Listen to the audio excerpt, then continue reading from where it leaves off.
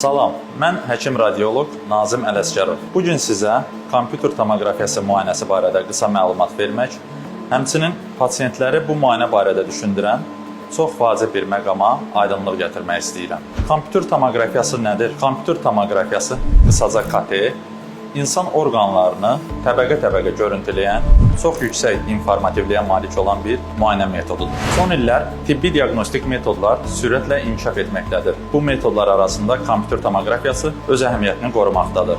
İnsan orqanlarının, baş beyin, burun ətrafı ciblər, döş qəfəsi və ağciyərlərin, qarın boşluğu orqanlarının, qan damarlarının, sümük toxuması patologiyalarının araşdırılmasında kompüter tomoqrafiya müvəffəqiyyətlə istifadə olunmaqdadır. Pasiyentləri bu müayinə barədə belə bir sual maraqlandırır. Kompüter tomoqrafiya zərərlidirmi?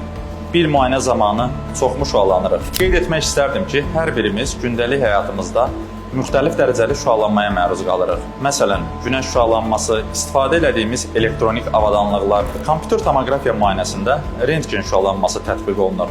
Lakin bu şüalanma dozalı, idarə olunan və müasir tibbi protokollar nəzərə alınmaqla aparılır. Bu baxımdan da kompüter tomoqrafiya müayinəsi zamanı baş verən şüalanma digər şüalanmalarla müqayisə oluna biləcək dərəcədədir. Bəs kimlərə kompüter tomoqrafiyası olmaz? Əgər pasiyentin şikayətləri yüngüldürsə, digər diaqnostik metodlarla diaqnoz qoymaq mümkündürsə, bu zaman tomoqrafiyaya ehtiyac qalmaya bilər. Həmçinin körpə uşaqlarda və hamilə qadınlarda yalnız ciddi tibbi göstəriş əsasında və müvafiq qoruyucu tədbirlərdən istifadə etməklə müayinəyə girmək olar. Unutmayaq ki, hər bir tibbi diaqnostik metod kimi kompüter tomoqrafiyada göstəriş əsasında və həkim məsləhəti ilə olmalıdır. Öz başına həkim məsləhəti olmadan müayinəyə girmək və ya ciddi tibbi göstəriş olduqda müayinədən imtina etmək düzgün deyil. Məsələn, baş ağrısının səbəbi beyin daxili qansızma və ya işemik insultdursa, qarın ağrısının səbəbi daxili qanaxmadırsa, avtoqəzadan sonra orqanların zədələnməsini təyin etmək istəyiriksə,